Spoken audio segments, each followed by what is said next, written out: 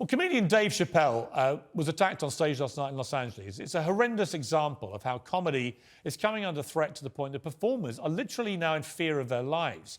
Joining me now is wrestling superstar and TV host Tyrus, whose new book, Just Tyrus, is storming the charts, Tyrus, and a cracking read, along with stand-up British comedian Dave Baptiste. Welcome to both of you. Tyrus, let me start with you. We saw what happened at the Oscars. And in a way, I could see how that happened because there was history between Chris Rock and Will Smith. Will Smith, I think, misconstrued that Chris Rock was deliberately taunting his wife about a medical condition and so on. It's a barroom brawl that goes on up and down the country all the time. This is much more sinister, it seems to me, because whoever did this to Dave Chappelle, I think probably doesn't know him, probably is reacting to all the debate about his comedy, about his jokes about the trans community. And that, to me, is on a different level. What's your view? No, and I rarely disagree with you about anything. But no, the thing that happened to Chris Rock was just as worse. And it was the dinner belt. Because when Will Smith did that, he, being who he is and the position he is, he just said, hey, this is what you do when you don't like what they say. Because he had no consequences. He wasn't dragged off by security and thrown out and embarrassed and humiliated. He literally went back to his seat and then talked more trash. So when people see this, especially the lower end of our society, and they're thinking, how can I, that guy didn't go to the comedy show and he wasn't sitting there going, and then he heard a joke that he was so offended that he jumped up, and he went there premeditated. He had a weapon. He was there because two things were gonna happen. One, he was gonna get a lot of attention. He was going to be on the news, and he'd be able to say whatever political thing he wanted to say and how comedy is this and that. The only thing he didn't count on was that Dave Chappelle works out. He's shredded like a Julian salad. He hangs out with Busta Rhymes, who's like a biscuit away from 300 pounds, and he's got a really serious security team. As Snoop's former bodyguard, I had a very similar situation, and I left the guy just as twisted. So he got some real-life consequences, so hopefully all the woke that see that we can make a statement by going after comedians, they'll think twice because this is what happens in the real world. Well, you know what, Tyrus? I'll say, Tyrus, yeah. you've actually made me think twice on what you just said.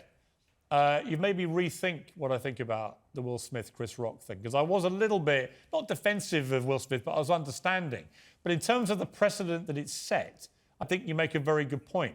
That guy may well have been inspired by what's happened at the Oscars, and that may well now be parroted across America and other countries. We bring in Dave Baptiste. Dave, you're a stand-up comedian. You perform in front of audience all the time. They can get raucous, they can get noisy, you can get hecklers.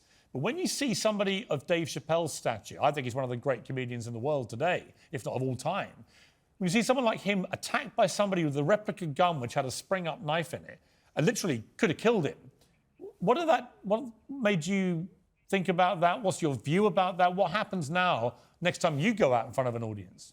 I mean, whatever happens to me will remain exactly the same, Piers. If someone crosses the boundary of approaching me on stage, it no longer is the paradigm of comedian and audience. What you're dealing with then is a potential belligerent or assailant, and me as a civilian having the right to defend myself.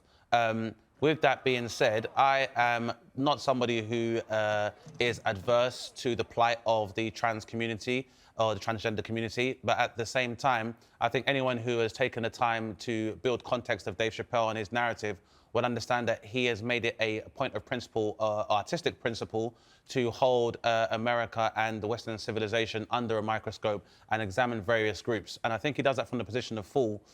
So it's very worrying that people will resort to violence, especially with deadly weapons. And again, I am pained to, but I do agree with yourself and Tyrus in terms of the fact that this may be a precedent that's been set by Will Smith's actions, which has encouraged people to believe that they are able to use physical force in order to quell a narrative they don't necessarily agree with. And I think it's probably the most extreme and potentially most lethal form of censorship that exists in our society. With that being said, I want to thank you for unblocking me on Twitter as well. And it was quite funny, actually. I'm doing a show called Piers Morgan Uncensored, and Dane, before he came on, pointed out to our producers I blocked him on Twitter. So I had to uncancel you, Dane, which is what we do on this show. Exactly. You are formally uncancelled. We're back in Twitter love with each other. Let me bring Tyrus back in. Tyrus, we've seen some weird stuff going on. We saw the Chris Rock thing. We saw this thing last night with Dave Chappelle. We also saw, random strangers on planes baiting Mike Tyson I think it happened again yesterday with somebody else with Mike Tyson. What is going on here? Are people just going slightly mad because of a pandemic, because of other issues? Do you feel there's a rising tension amongst the populace, or am I overthinking it? No, unfortunately, you're not overthinking it, but you're giving them too much credit. This comes down to fame seeking, attention seeking, and whatever message they want to get out. It's just like, here's the thing with Dave Chappelle, real quickly, groups are coming out saying this is what happens when you use words that hurt people's feelings. So it was Dave Chappelle's fault. It was like basically saying, how were you dressed when he attacked you? Instead of owning the fact that there is never a good reason. If someone says something you don't like, you never get it. There's no ever reason to put hands on him. You just don't watch him anymore. The thing with Mike Tyson is the guy who got into it with Mike Tyson got spread. He goes all over his Twitter is up. He's getting all kinds of attention.